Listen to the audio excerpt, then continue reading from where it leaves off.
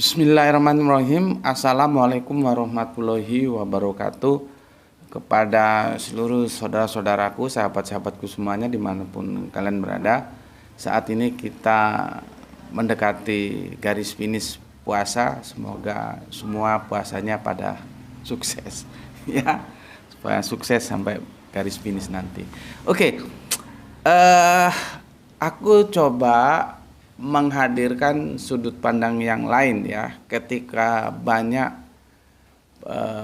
netizen yang dalam tanda kutip menyalahkan Aiman, salah satu program acara diskusinya di salah satu stasiun TV kemarin kan sempat rame itu ya, karena ada yang bilang sekelas itu kok dijadikan narasumber gitu ya. Aku coba menghadirkan sudut pandang lain. Artinya aku bukan membenarkan Aiman ya, tapi aku bisa memaklumi Aiman gitu loh ya. Tolong dipahami, bukan membenarkan tapi bisa memaklumi gitu loh ya. Jadi kalau teman-teman menyalahkan Aiman, kenapa narasumber yang kelasnya seperti itu dihadirkan gitu, ya monggo ya. Jadi supaya khasana pemikiran kita itu lebih bervarian gitulah ya. Oke, mestinya kalian sudah tahu lah ya acara apa itu dan siapa itu, tetapi untuk lebih jelasnya coba kita dengarkan voice-nya saja ya, voice-nya, artinya audionya, videonya enggak. Katanya Anda mau belajar sejarah, ya? Jagoan gue daripada lu pasti. Lah, gimana? Gue gak ada urusan sama perasaan lo aja. Gue juga gak. Jangan dong. Jangan apa-apa Anda bilang saya anjing. Bang Iman, saya ingatkan Bang Abang, ini ruang publik, ini sinyal publik. Omongan seperti itu wajib hukumnya bagi Anda mengusir dia. Secara konstitusional. Wajib hukumnya. Gak usah lu usir. Dengan senang hati gue pergi. Silakan. Terima kasih. Udah banyak. Tidak begitu. Lu lebih Nggak boleh. Saya peringatan Anda. Kalau Anda tidak bisa, Anda tidak bisa. Anda tidak bisa tertib. Keluar. Oke, itu ya. Atau perlu diulangi? Oke, supaya lebih jelas, aku ulangi sekali lagi. Ya. Katanya Anda mau belajar sejarah, ya? Jagoan gue daripada lu pasti. Lah, gimana? Gue gak ada urusan sama perasaan lo aja. Gue juga gak. Jangan dong. Gak apa-apa Anda bilang saya anjing. Bang Iman, saya ingatkan Bang Abang, ini ruang publik, ini sinyal publik. Omongan seperti itu wajib hukumnya bagi Anda mengusir dia. Secara konstitusional. Wajib hukumnya. Gak usah lu usir. Dengan senang hati gue pergi. Silakan. Terima kasih. Udah banyak. Tidak begitu. Lu lebih Nggak boleh. Saya peringatan Anda. Kalau Anda tidak bisa, Anda tidak bisa. Anda tidak bisa tertib. Keluar. Oke, itu ya. Nanti kalau supaya lebih jelas bisa dilihat di YouTube, itu banyak yang unggah lengkap audio dan videonya. Karena aku tidak bisa melakukan editing bagaimana videonya tampil, jadi aku tampilkan audionya saja. Tapi aku kira cukup jelas lah ya itu. Oke, aku mulai tanggapanku seperti ini.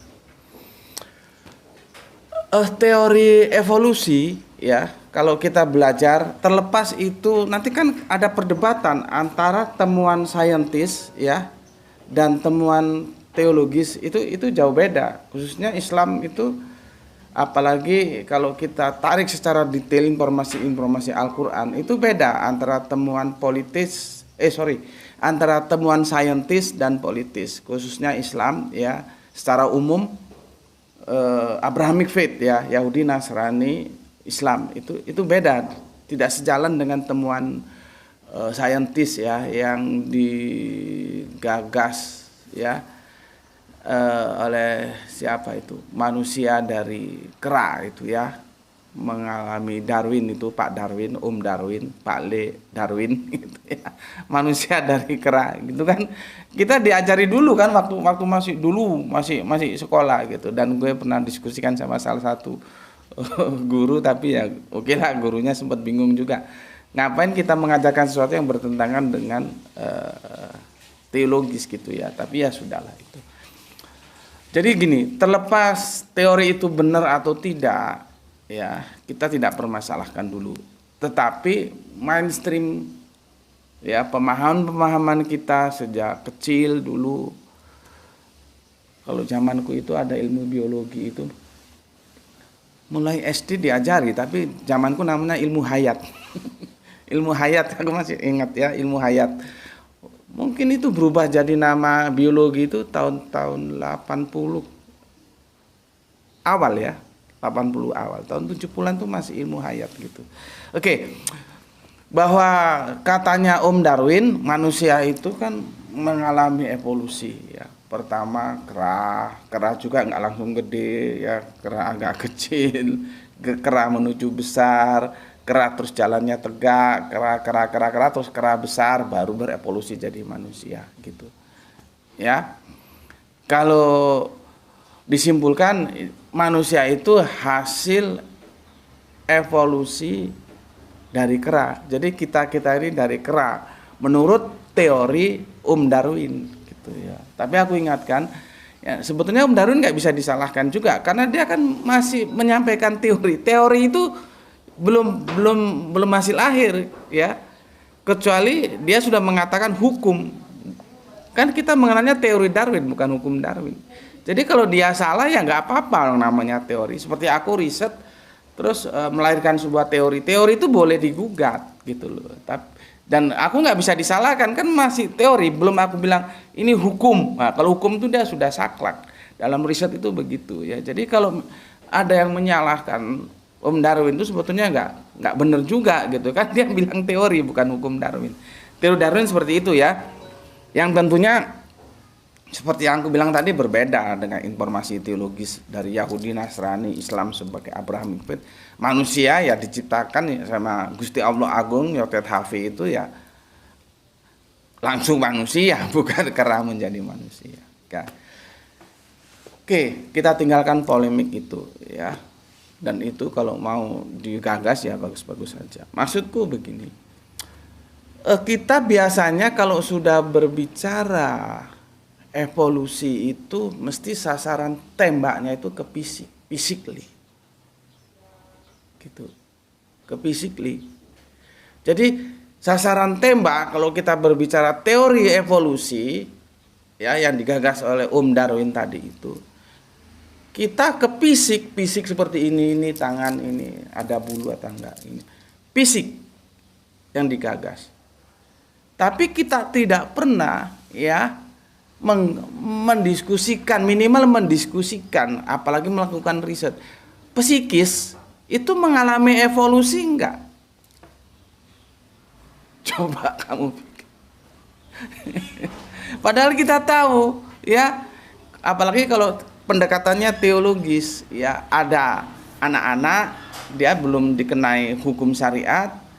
Ya, karena psikologis anak-anak seperti itu. Baru nanti kalau sudah balik dengan parameter-parameter tertentu dia terkena hukum syariat. Artinya secara teologis ada evolusi psikis. Psikis nanti ya lengkap ya. Kemapanan emosional, cara berpikir ya. Apakah masih berpikir tingkat level PAUD, TK, SD, terus SMP, SMA. Itu berevolusi dia. Nggak ada namanya ya anak lahir dari rahim, dari gua garba kata orang Jawa. Gua garba bundanya langsung dia berpikir dewasa. Bisa melakukan analisis, bisa membedakan ini baik, ini buruk, ini benar, ini salah, ini memenuhi tata krama ya, toto kromo itu kan dari bahasa Jawa. Kesantunan, budi pekerti, oh ini melanggar norma. Nah, nggak mungkin ya, nggak mungkin langsung tahu. Itu perlu proses sehingga dia nanti menjadi, kalau dalam hukum fikih itu namanya balik akil itu akalnya sudah bisa bekerja gitu loh.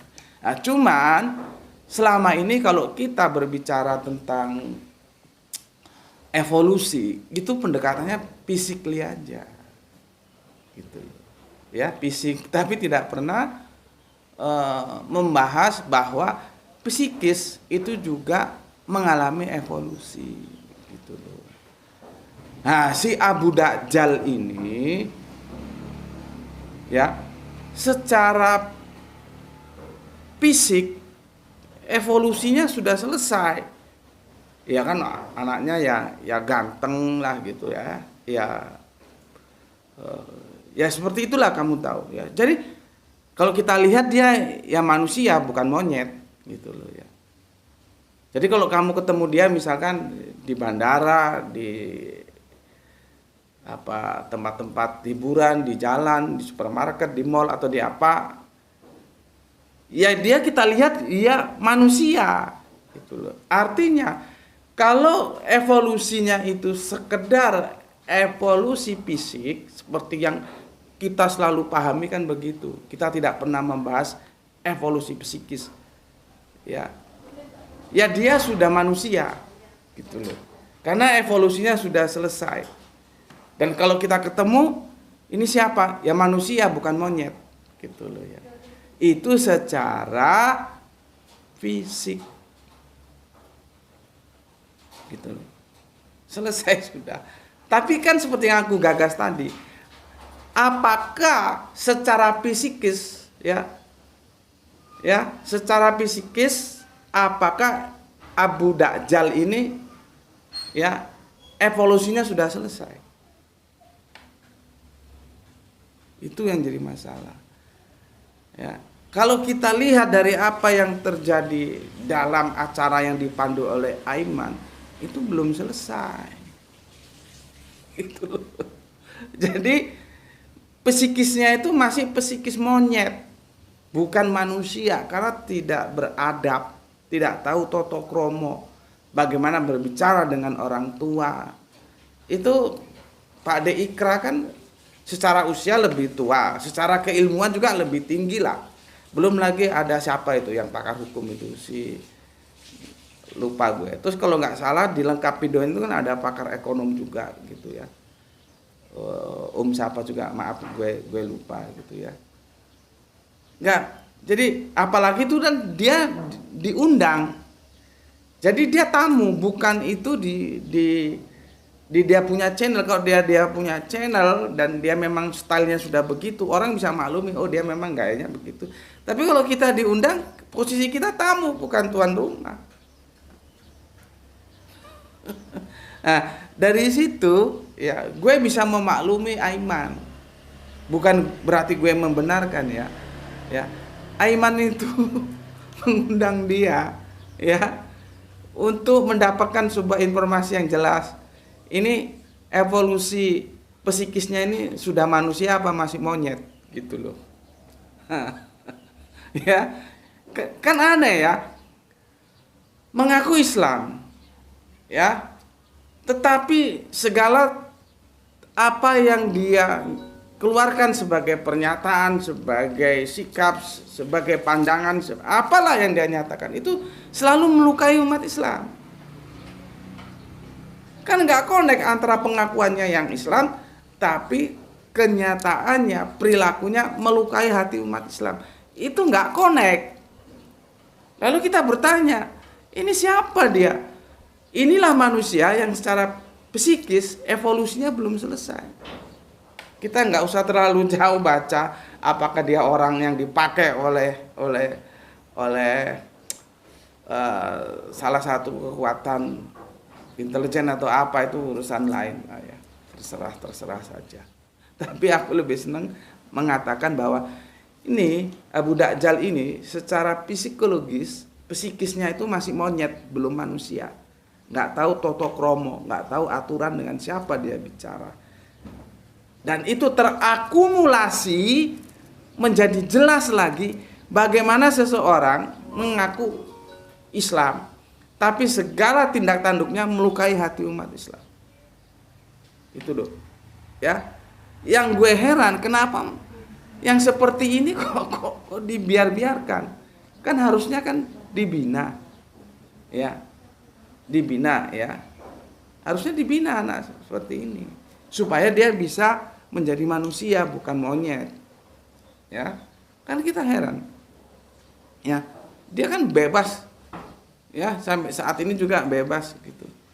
Ya, mengatakan yang begini begitu dan itu sangat melukai hati umat Islam. Padahal dia sendiri ngaku Islam. Kan aneh. Jadi apa ya? Anomali gitu loh. Kecuali dia tidak Islam sekali. Itu kita masih bisa maklumi.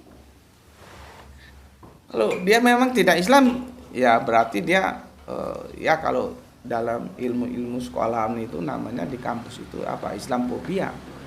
Gitu loh. Tapi kan dia ngakui Islam. Dia ngakui Islam, ya.